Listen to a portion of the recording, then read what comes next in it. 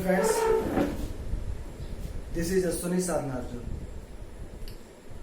and in our earlier lecture we were discussing the concept of joint liability under criminal law, or we can say we were discussing the concept of vicarious liability under criminal law. Joint liability or vicarious liability means whenever a person may be held liable for the wrongful act of another person, then it is called vicarious liability or joint liability.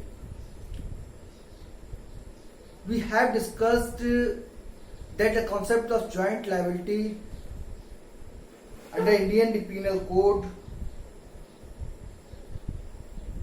has been provided under section 34 to 38 and section 149. Section 34 to section 38 deals the concept of common intention. We have discussed the whole concept of common intention provided under section 34 to 38 with some very important case laws, Varinder Kumar Ghosh versus King Emperor, Mehboob Shah versus Emperor, and many other important cases related to common intention. And in this lecture we will discuss the concepts of common object, section 149 of Indian Penal Code. Section 149 of Indian Penal Code provides the provision about common object.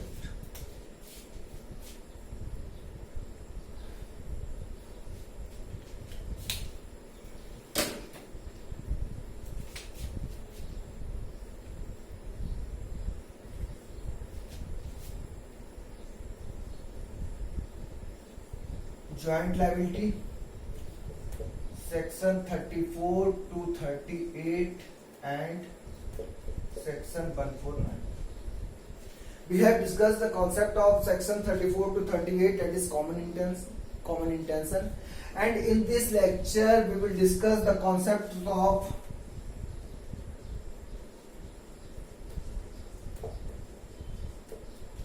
common object, that is section 149 of Indian Penal Code. Section 149 also provides the concept about joint liability under criminal law, and joint liability means for the wrongful act of other persons, a person may be held liable. So we will discuss the concept of common object that has been provided under section 149 of Indian Penal Code. Section 149, every member of unlawful assembly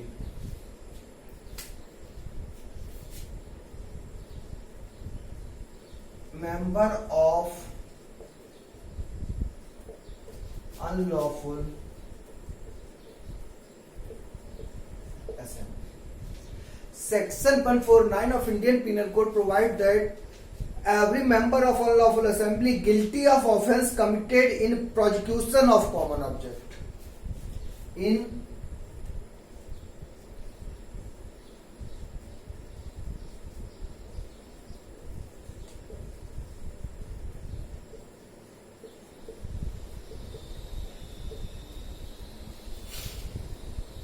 Section 149 provides that every member of unlawful assembly guilty of offence committed in prosecution of common object.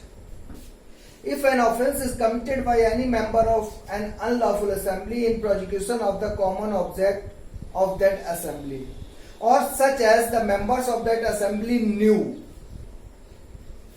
First thing is, the wrongful act must be committed prosecution of common object, or the members of that unlawful assembly knew. What knew?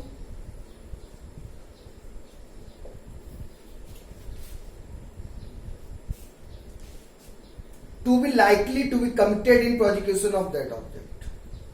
To be likely to be committed in the prosecution of that object.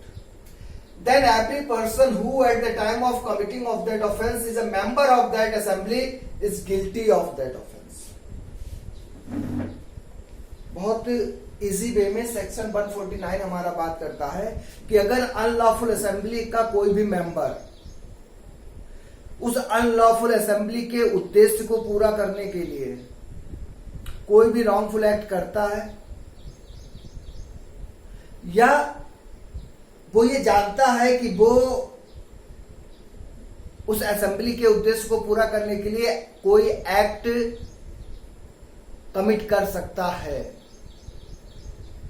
तो हर person liable होगा उस particular offence के लिए जो उस unlawful assembly ने किया है। यहां पे देखिए दो इंपॉर्टेंट चीजें हमको ध्यान रखनी है। एक तो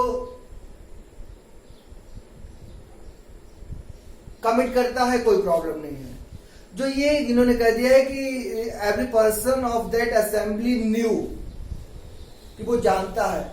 जैसे मान लीजिए हमने एक कॉमन इंटेंशन में भी एक इलस्ट्रेशन दिया था, अगर कोई पर्सन रॉबरी करने जाते हैं तो यहां पे उनका ऑब्जेक्ट क्या है, रॉबरी करना। तो रॉबरी करने के लिए वो गए हैं तो उनका ऑब्जेक्ट है रॉबरी करना, और रॉबरी करना जब ऑब्जेक्ट है, वो रॉबरी करते हैं तो इसका मतलब वो अपने इस ऑब्जेक्ट को पूरा करते हैं, और जितने लोग उस अनलॉफुल असेंबली के मेंबर हैं वो सब लाइबल होंगे। अब मान लीजिए कि अगर रॉबरी करने के टाइम इनमें से किसी से कोई मर्डर हो जाता है, तो दूसरा पर्सन ये नहीं कह सकता कि नहीं हम इस अनलॉफुल असेंबली के मेंबर बने थे केवल रॉबरी के लिए, मर्डर के लिए नहीं बने थे, क्योंकि ये हर एक प्रूडेंट पर्सन जानता है कि जो पर्सन रॉबरी करने जा रहे हैं जरूरत पड़ने पे वो मर्डर भी करेंगे। तो ये मतलब हो जाता है लाइकली टू कम। अब यहां पे एक चीज तो हमको याद रखनी है कि ये काम जो किया जाना चाहिए वो इन प्रोसिक्यूशन ऑफ कॉमन ऑब्जेक्ट हो, कॉमन ऑब्जेक्ट को पूरा करने के लिए किया गया हो। किसके द्वारा किया गया हो, मेंबर ऑफ अनलॉफुल असेंबली हो। अब क्वेश्चन यहां पे अराइज होता है कि अनलॉफुल असेंबली क्या है, कि हम अनलॉफुल असेंबली किसको कहेंगे।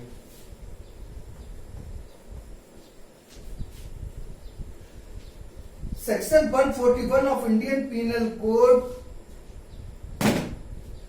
Provides the meaning of unlawful assembly.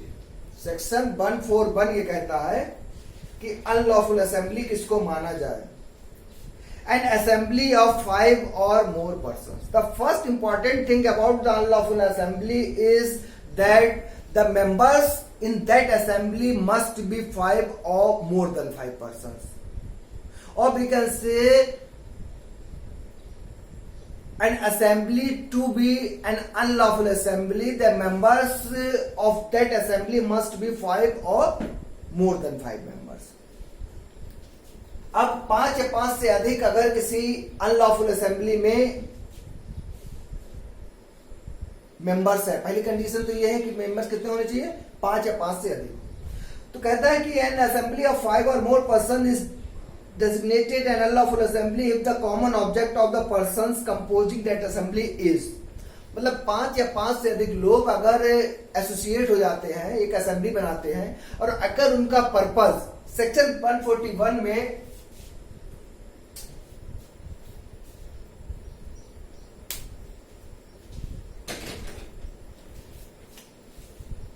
Under section 141 5 तरह के पर्पस दिए गए हैं। देयर आर 5 पर्पस, और अगर उन 5 पर्पस को पूरा करने के लिए 5 या 5 से अधिक लोग गैदर्ड होते हैं तो उस असेंबली को अनलॉफुल असेंबली कहा जाएगा। फर्स्ट पर्पस क्या कहता है, फर्स्ट पर्पस ये कहता है कि टू ओवरे बाय क्रिमिनल फोर्स और show off criminal force the central, मतलब किसी भी central government, state government, parliament, legislature, किसी पब्लिक सर्वेंट के अगेंस्ट में अगर किसी तरीके की कोई भी कार्रवाई करने के लिए आप गैदर्ड हुए हैं तो ये कहा जाएगा कि आप अनलॉफुल असेंबली के लिए गैदर्ड हुए हैं। सेकंड ये कहता है कि अगर आपने ऐसा कोई भी ऑर्डर जो लॉ के द्वारा एग्जीक्यूशन कराया जा रहा है किसी चीज को और आप उसको रोकते हैं, means to resist the execution of any law और एनी लीगल प्रोसेस, किसी भी लीगल प्रोसेस को, किसी भी लॉ के एग्जीक्यूशन को अगर आप रोकते हैं, ठीक है, तो ये कहा जाएगा कि आप अनलॉफुल असेंबली के मेंबर हो गए। थर्ड ये कहता है to commit any mischief of criminal trespass और अदर ऑफेंसेस। अगर आप क्रिमिनल ट्रेसपास करते हैं, ट्रेसपास होता है किसी दूसरे की प्रॉपर्टी में आप रॉन्गफुली अगर एंटर करते हैं, तो 5 या 5 से अधिक लोग अगर गैदर्ड हो जाते हैं, असेंबल हो जाते हैं, और उनका पर्पस क्या होता है कि वो ट्रेसपास करेंगे किसी के दूसरे के प्रेमिसेस में, तो ये असेंबली भी क्या कहलाएगी? अनलॉफुल असेंबली कहलाएगी। फोर्थ ये कहते हैं कि क्रिमिनल फोर्स के द्वारा अगर किसी दूसरे की प्रॉपर्टी पे कोई वो पोजीशन लेता है, किसी की जो प्रॉपर्टी लीगली जिस पे पोजीशन जिसका होना चाहिए उसको पोजीशन से हटाता है, ये सब चीजें अगर करता है तो ये भी माना जाएगा कि वो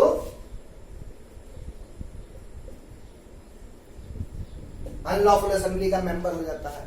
और लास्ट इसमें ये कहता है and by means of criminal force or show of criminal force to compel any person to do what he is not legally bound and to omit to do what he is legally bound। मतलब अगर 5 या 5 से अधिक लोग assemble हो जाते हैं, उनका पर्पस ये है कि अगर कोई पर्सन कुछ लीगली करने के लिए बाउंड है उसको करने से रोकते हैं, और या किसी ऐसे पर्सन से जो उसे लीगली नहीं करना चाहिए उससे जबरदस्ती कराते हैं, तो ये कहा जाएगा कि ये सब पर्सन जो है वो गैदर्ड हुए हैं, उनकी असेंबली क्या कहलाएगी? अनलॉफुल असेंबली कहलाएगी। इंपॉर्टेंट चीज ये है कि सेक्शन 141 जो है ये डिफाइन करता है अनलॉफुल असेंबली को। Section 141 provide that whenever 5 or more than 5 persons assembled for the purpose of, और 5 पर्पस दे दिए उसमें,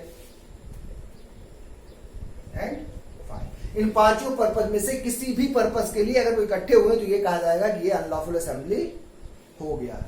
और ये जरूरी नहीं है कि अनलॉफुल असेंबली बहुत पहले से बनी हो, ऑन द स्पॉट भी एक अनलॉफुल असेंबली बन सकती है। ये एक्सप्लेनेशन में इन्होंने कहा है सेक्शन 141 के ही। An assembly which was not unlawful when it assembled में subsequently becomes an unlawful assembly. पहले जरूरी नहीं है कि वो अनलॉफुल असेंबली हो, लेकिन जैसे इकट्ठे हुए उसके तुरंत बाद उन्हें लगा कि हाँ ये काम कर सकते हैं, और अगर वो काम इन 5 पर्पस में से आता है तो वो असेंबली क्या हो जाएगी? अनलॉफुल असेंबली हो जाएगी। इसके बाद सेक्शन 142 कहता है कि अगर कोई भी मेंबर ये जानता है, अब जैसे 5 लोग पता है कि जा रहे हैं, किसी ने पूछा 5 लोगों से भाई कहां जा रहे हो, बोले जा रहे हैं ये के यहाँ पे लूट करने के लिए, तो इन्होंने पूछा क्या हम भी चले? बोले हाँ चलो। बोले कुछ फायदा होगा? बोले हाँ फायदा होगा चलो।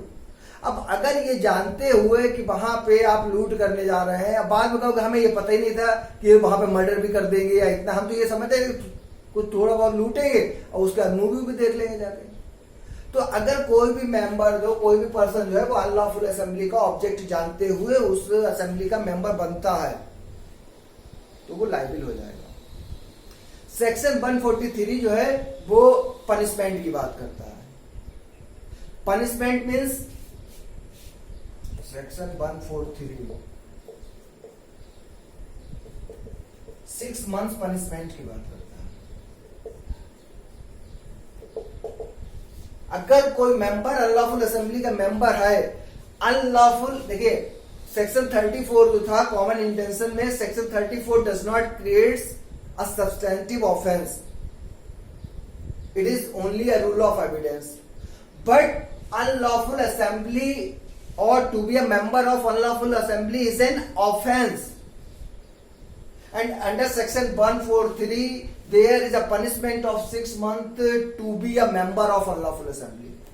So section 143 provides that whoever is a member of an unlawful assembly shall be punished with imprisonment of either description. Either description means regular or simple, rigorous or simple, for a term which may extend to 6 months or with fine or with both. अगर कोई unlawful assembly का member बन जाता है तो 6 month तक का उसको इम्प्रिजनमेंट हो सकता है, फाइन भी इम्पोज किया जा सकता है, या दोनों किए जा सकते हैं कि वो इम्प्रिजनमेंट भी किया जाए और फाइन भी किया जाए। तो ये तो कॉन्सेप्ट हो गया कि अनलॉफुल असेंबली ये बन गई सेक्शन 141 में। अब सेक्शन 149 ही कहता है कि अगर अनलॉफुल असेंबली का कोई भी member in the prosecution of common object of all, whenever any member of unlawful assembly has committed any offense in the prosecution of common object of all the persons or common object of assembly, then all the persons may be held liable. उस assembly के सब लोग जो है वो लाइबिल बनाए जाएंगे। अब हम देखेंगे essentials of section 149।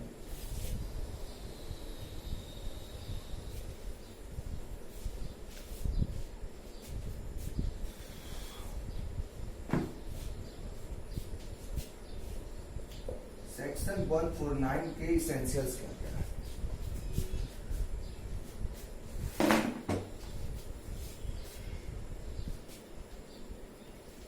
First essential तो यही हो गया,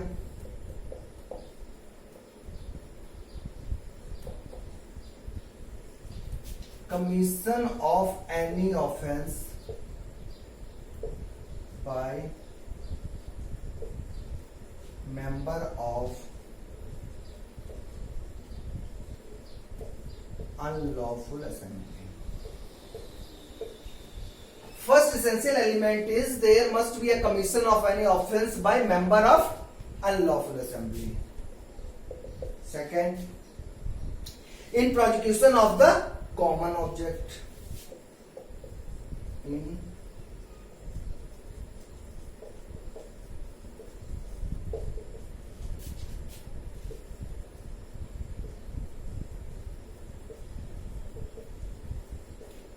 second essential element is that offense must be committed in prosecution of the common object of the assembly.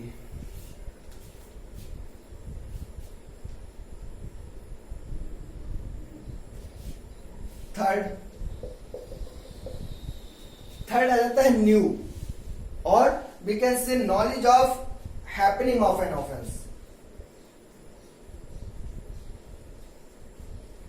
knowledge of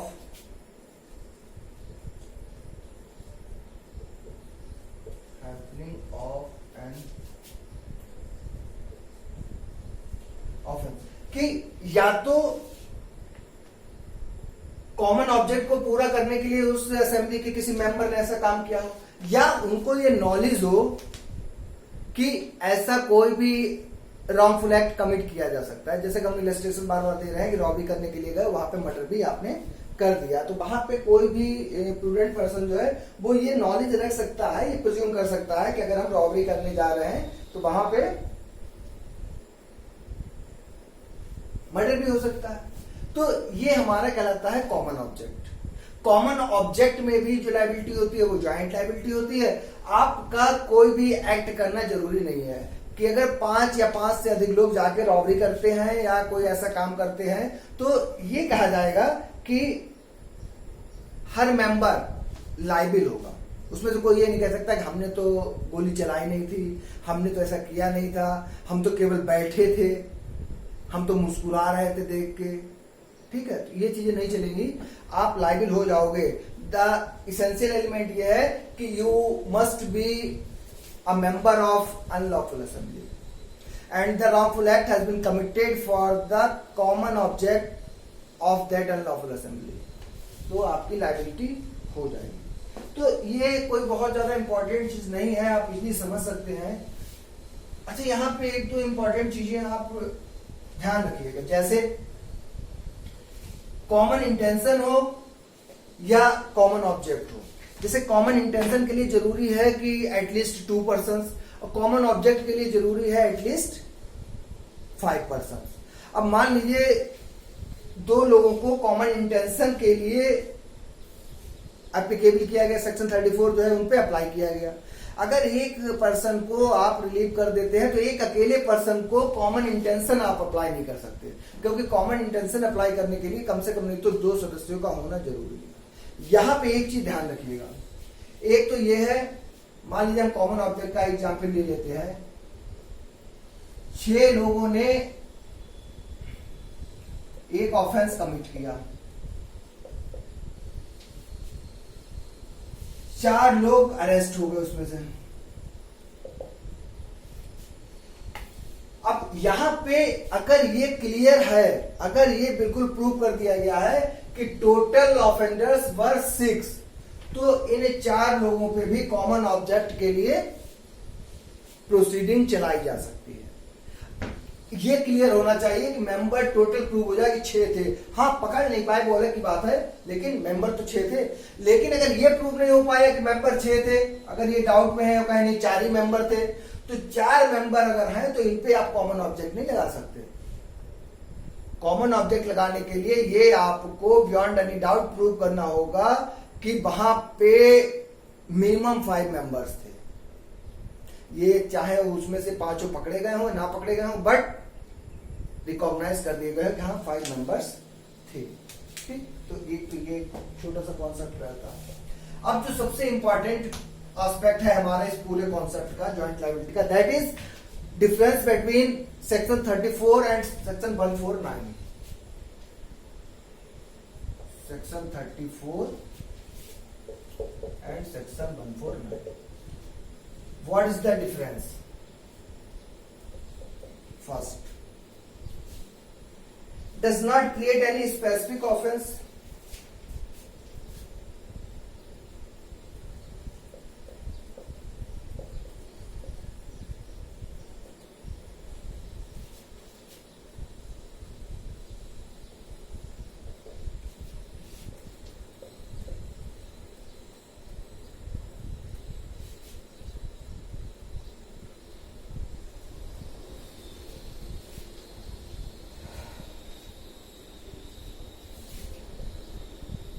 But lays down principle of joint criminal. We have already discussed that section 34 does not create any specific offense. It is only a rule of evidence and only lays down a principle of joint criminal liability.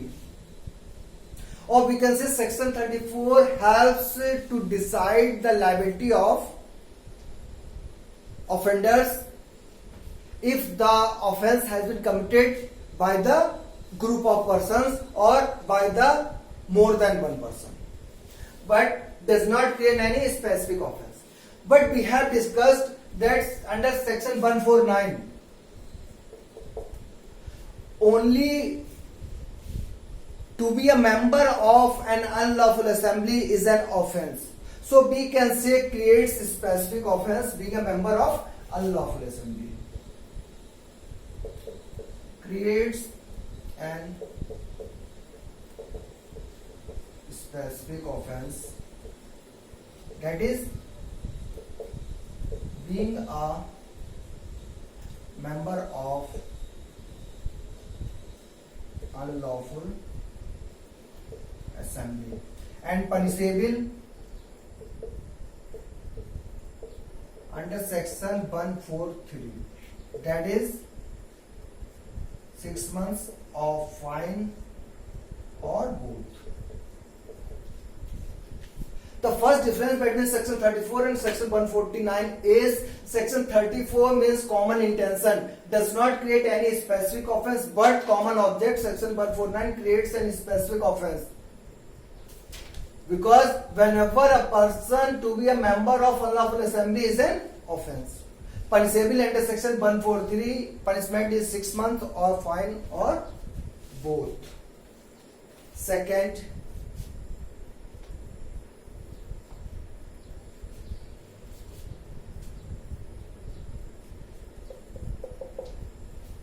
the term common intention has not been defined anywhere under Indian Penal Code. But the term common object has been defined under section 141 of Indian Penal Code. The term common intention is not defined, but the term common object has been defined under section 141 of Indian. Defined. Common intention not defined. Common object defined under section 141 of Indian Penal Code.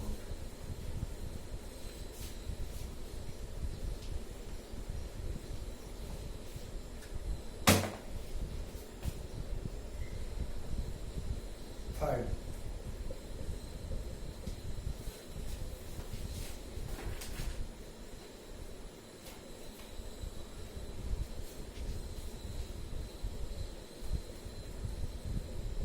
requires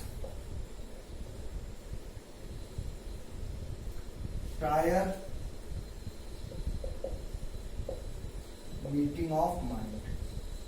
We have discussed under section 34 or under common intention there must be a need of prior meeting of mind. But prior meeting of mind is not a requirement in common object. No requirement of prior meeting of mind. Fourth, we have discussed that for common intention there must be at least two persons. So we can say more than one person. And under common object more than 5 persons. ये भी आपको पता है.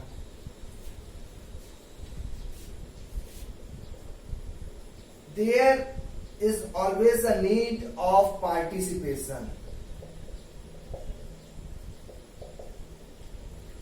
for common intention, but for common object no need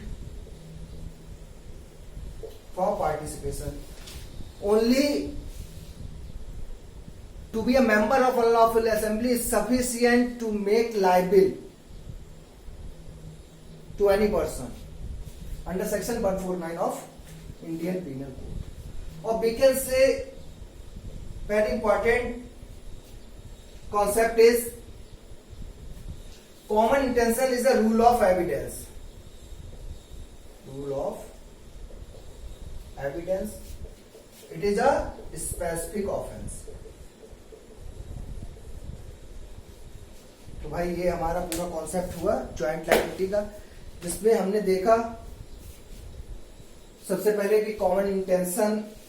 सबसे पहले क्या आप यहां से स्टार्ट कीजिए कि जॉइंट लायबिलिटी और वाइकेरियस लायबिलिटी का मतलब होता है कि किसी दूसरे पर्सन के एक्ट के लिए किसी पर्सन को लायबल बनाना. क्रिमिनल लॉ में इंडियन पिनल कोड का सेक्शन 34 से सेक्शन 38 और सेक्शन 149 जो है वो जॉइंट लायबिलिटी की बात करता है. सेक्शन 34 कॉमन इंटेंशन की बात करता है, सेक्शन 149 कॉमन ऑब्जेक्ट की बात करता है.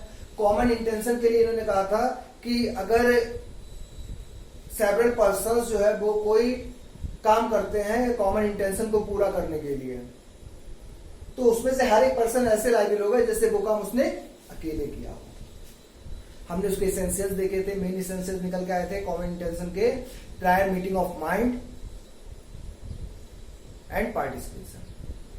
We have discussed some important case laws, likewise Barindra Kumar Ghosh versus Emperor, that is also known as Sankari Tola case or Sankari Tola post office case, and Mehboob Shah versus Emperor, Indus Valley civilization case. We have discussed the difference between common intention and similar intention, which has been pronounced in the case of Mehboob Shah versus Emperor. इसके बाद हम लोगों ने देखा common object. Common object क्या है, section 149 में बताया गया था.